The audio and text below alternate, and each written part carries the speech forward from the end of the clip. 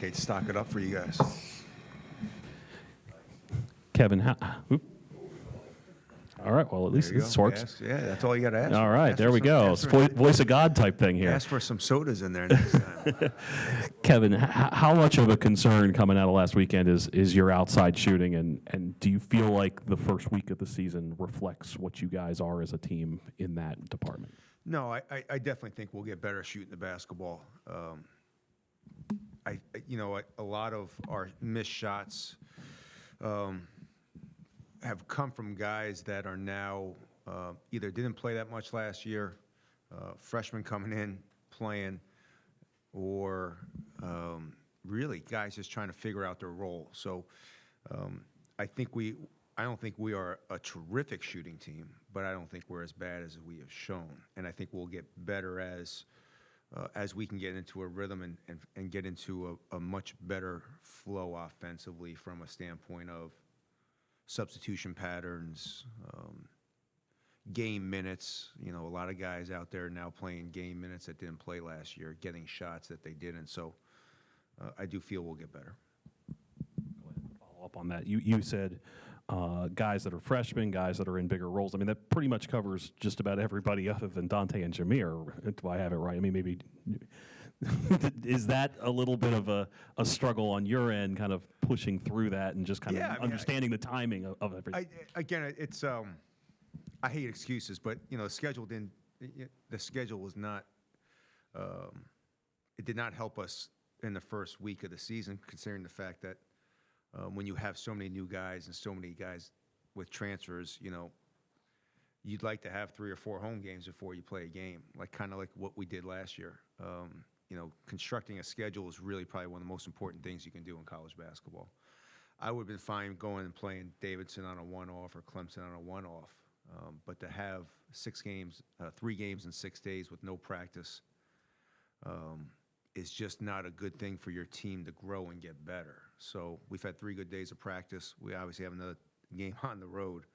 And then when we get back, I'm looking at that stretch to kind of get us into a rhythm a little bit. It was just hard to get into a rhythm with so many new guys. Plus, with the injuries that we had for the first month of the season, it was a lot of my fault with guys getting shots that probably shouldn't have been out there together. We had some combinations that we hadn't practiced with. So now all of a sudden guys are out there getting shots that they probably weren't used to getting in practice because we haven't practiced it. So that's a long answer for thinking, I think we'll be a better shooting team.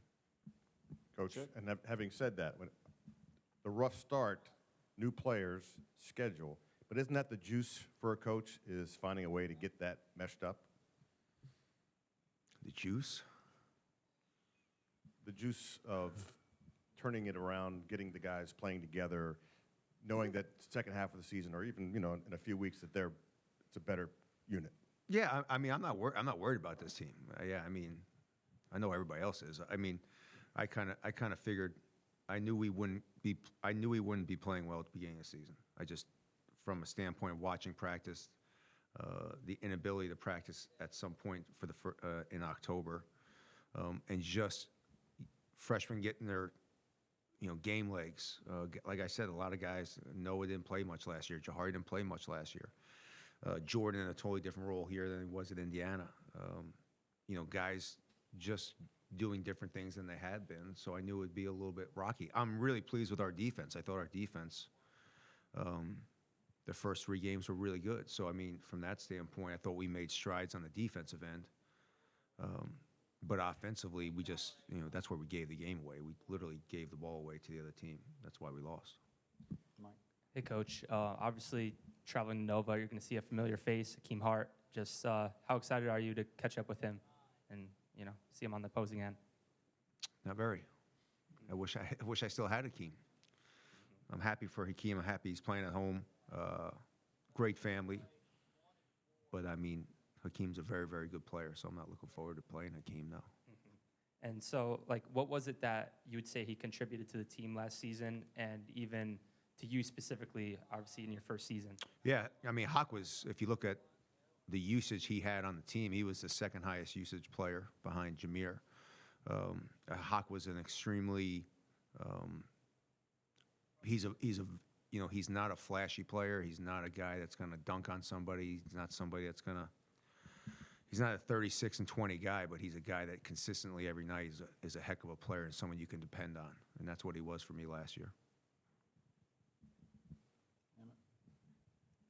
Coach, being someone that's coached on both sides of the Gavitt games, when you look at the uncertain future of that event specifically and then other similar interconference events, what is that as a coach when you talk about the schedule? How important are these events to, kind of grow the sport and such? I think they were much more important maybe 5 to 10 years ago when you played 16 conference games and you had so many non-conference games. You're talking about maybe us going to 22 conference games. That's 22 high major games, plus everybody plays a tournament, so you're talking about 25 high major games. From a standpoint of durability, if we go any more high major games, we have to make the season longer, and we have to have more days off for these kids. Most people don't talk about it that way. That's why the NBA is such a long season, because they play so many games, but they play against big physical guys every night. If you're going to play 25 high major games, your kids need more than 1 day's rest or 2 days rest. We have to expand the season by almost, in my opinion, 2 weeks. So, not that the lower levels are any more. It's just a size difference is unbelievable. So, I don't think they're nearly as important as they are. I've been on both sides. For us now, it doesn't make any sense for the Big Ten to be in the Gavitt games as much as I like the Gavitt games. It's just we have 18. 20 this year. We'll have 20 next year. 20 this year. No teams. Oh, 18. We'll have 18 teams. They only have 11. So from a scheduling standpoint, if you're not playing every year, and it's every other year or every 2 years, it's really hard to balance your schedule from that standpoint of not being able to know that every year you're going to be in the Gavitt games. So if you're only going 2 out of every 3 years, your third year now, you have to balance a home and home with another team, but then all of a sudden you're throwing the Gavitt games back on. So I think that's really where I think why we're not going to play them. It's just the fact that 18 and 11 doesn't fit, and it makes scheduling going forward really hard. Kevin, if you were to expand the season, do you expand it on the back end, or do you start the season earlier?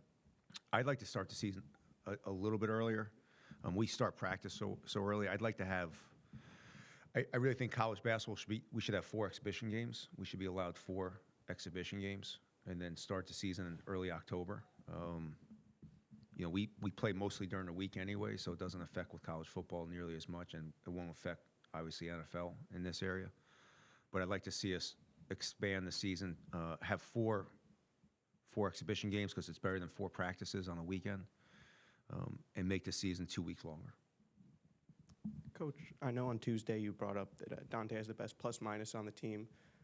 Aside from maybe what the casual fan may see, what do you think he brings to the table in terms of impact? Yeah, I mean, I think Dante, again, he's not one of those guys that, I mean, he reminds me of a Draymond Green type of guy. His stats are never great, but they're always there, and he's got the toughness. He has everybody's back. He does so many good things that people don't see. He's a guy that I know when he's on the floor that although he might make a mistake or do something, he's going to make up for it with great effort and great hustle. So I think Dante's one of those guys that no matter where he plays in the future, someone's going to be really happy that he's on the court. Coach, I've heard you talk about it before, the turnover, and it kind of sounds like a weird term, but you talk about a good turnover and a bad turnover. The good turnovers are the ones to the cheerleaders. The bad ones are to the other team. How fine a line is that for a player to get that? I think it takes a little time. It really does. I mean, UAB would have had 18 points at half. I mean, that's a pretty good half coming on a half a day's rest, playing against a pretty good a team that put up 67 against Clemson the night before. They would have had 18 and a half if we hadn't given them. We threw it underneath out of bounds. Number 4 guy that dunked it. He tipped. He got a steal, live ball, went and got a layup, and then we turned it over the next play. 3 straight turnovers and went from up 14 to only up 6. And I think I think guys realize that if you're going to make a turnover, you got to make a turnover. Those weren't aggressive turnovers; they were all passive turnovers in my mind. And instead of going in at halftime, you also take away. And kids love stats. You take away 3 chances for shots, 3 chances for assists, 3 chances for an offensive rebound. It affects everybody. It just doesn't affect the score. It affects your teammates too. So instead of going up 34-18 and feeling really good about yourself, you go in the halftime 30-24 and you're like, we just played a good half and we're only up 6. And that was a little bit of our issue last year at times. And early on this year, the same thing happened at Mountain, the same thing happened at Davidson. We just, we're not good enough. I don't think any team's good enough to be able to just hand the ball to the other team and just give them layups. Our defense has been really good. We've made teams work. Our three-point, Davidson hit some shots late in the game that we lost guys, but I was okay with that if we hadn't given up. But the turnovers are a major issue. And again, 2 of them were my fault because I had a lineup in there that hadn't practiced together, and they pretty much ran into each other. So I have to take a lot of that blame because I had guys out there that weren't comfortable in what they were supposed to be doing. You've coached a lot against Villanova.